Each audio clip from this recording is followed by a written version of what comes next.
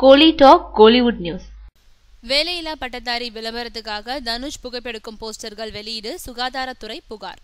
முன்னணி ஹீரோக்கள் செய்யறத அப்படியே பின்பற்றும் இளைய சமுதாயம் படங்கள்ல அவங்க சரக்கடிக்கிறது, புகைப்பிடிக்கிறது மாதிரியான விஷயங்களையும் அப்படியே பின்பற்றுறாங்கன்னு பொதுவான கருத்து நிலவுனதுனால விஜய், அஜித் போன்ற முன்னணி நடிகர்கள் அந்த மாதிரி காட்சிகளை தவிர்த்துட்டு இருக்காங்க.